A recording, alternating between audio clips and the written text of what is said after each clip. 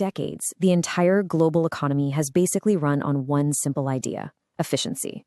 But all of that is changing right now.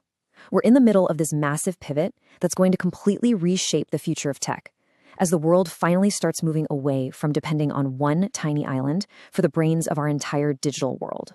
I mean, just think about this for a second. What if the single most critical ingredient for everything we do, for your phone, for our hospitals, for our national defense, what if all of it was concentrated in one single, really vulnerable spot on the map? Well, for a long time, that's exactly how it's been. Okay, I want you to look at this number: 90%. It's a figure that represents an absolutely staggering concentration of power. And believe me, it's a number that has been keeping economists and military strategists up at night for years.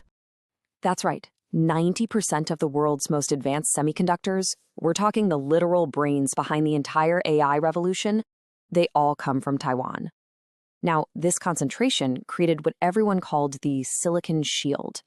The idea was simple. The world's economy depended so much on Taiwan that it would act as a shield, protecting it from any conflict. But that whole way of thinking is now being turned completely on its head. Yeah, that whole era, the one built on the silicon shield, it's coming to a close. Countries all over the world are now chasing this new idea they call strategic autonomy. The main goal isn't just about efficiency anymore. It's about resilience. It's about every nation having sovereign control over its most critical tech, just to make sure that no single point of failure can bring the entire global economy to its knees. So let's start with the United States, which has launched this really aggressive strategy to bring chip manufacturing back home. And they're using a classic playbook, a combination of carrots and sticks. So, on one side, you've got the carrot, the CHIPS Act. It's this huge subsidies program, a $500 billion framework designed to get companies to build their factories, their fabs, on American soil. And then, on the other side, you've got the stick, brand new, hefty 25% tariffs on advanced chips that are made anywhere else. The message couldn't be clearer. Build here or get ready to pay the price. And if you think that sounds serious, listen to this quote. This new doctrine, which came about in 2026, leaves absolutely no room for doubt. It's a direct ultimatum to all the global chip makers, basically making it a financial necessity to invest in the U.S. And here is the result they're aiming for. I mean, just look at this chart.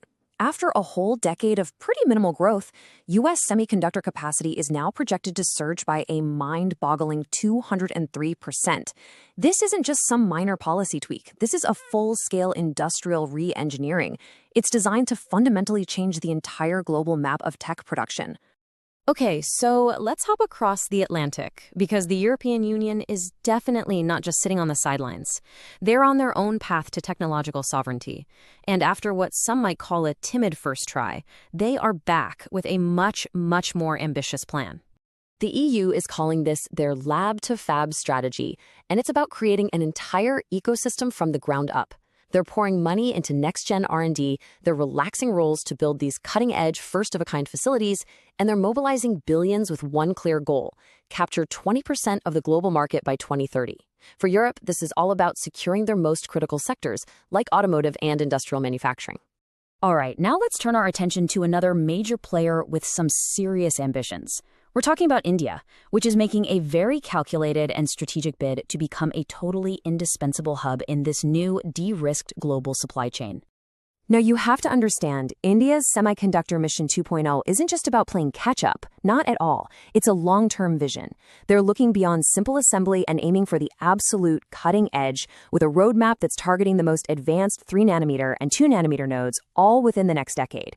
And India's being really smart about this, focusing on high-value areas like advanced packaging. See, as traditional chip scaling, Moore's Law, starts to slow down, the ability to package smaller chiplets together into one powerful system becomes absolutely critical. This is where the next big performance jumps are going to come from, and India wants to be a leader in that space. But here's the thing. This global race, this rush to de-risk and build all these redundant supply chains, it's created a really fascinating and, frankly, a potentially dangerous unintended consequence. Think about it. For decades, the whole world believed that its dependence on Taiwan's chips was exactly what kept it safe. But what happens when that dependence isn't so absolute anymore? What happens when America, Europe, and India can all make their own advanced chips? This is what's being called the Silicon Shield paradox. By making the global economy safer from supply chain shocks, Western nations might actually and inadvertently be making Taiwan's geopolitical situation more fragile. By reducing their own economic vulnerability, they also reduce the economic price they would pay if a conflict were to happen. And that could weaken the very deterrent the shield was meant to be in the first place. So, after all this upheaval, what does the new global map actually look like? Well, this strategic pivot has created a landscape with some very clear winners and some very clear losers. Let's just quickly break it down. You've got the US using its tariffs and subsidies to bring advanced AI chip production back home. You've got the EU focused on building that whole lab-to-fab pipeline to support its industrial base. And then you have India leveraging huge incentives to become a leader in advanced packaging and future chip design. 3 different regions, 3 totally distinct strategies, but all chasing the exact same goal: resilience. The winners in this new game are the ones who can adapt. Countries that are considered strategic allies in these friend-shoring plans, they're going to see massive investment. Big, diversified tech companies that can play on this new complex map, they're going to thrive. And the losers? Well, any company whose business model is still stuck in the old world, completely dependent on that single, increasingly fragile supply chain, they're in for a very rough ride. You know, for most of modern history, we've measured economic power by efficiency and by cost. But that whole paradigm is fracturing right in front of us. In a world full of geopolitical tension and shaky supply chains, maybe the true measure of a nation's power isn't just how cheaply it can make things anymore, but how reliably it can make them. So, is resilience the ultimate currency of the 21st century? That's a question we're all going to be grappling with for years to come. For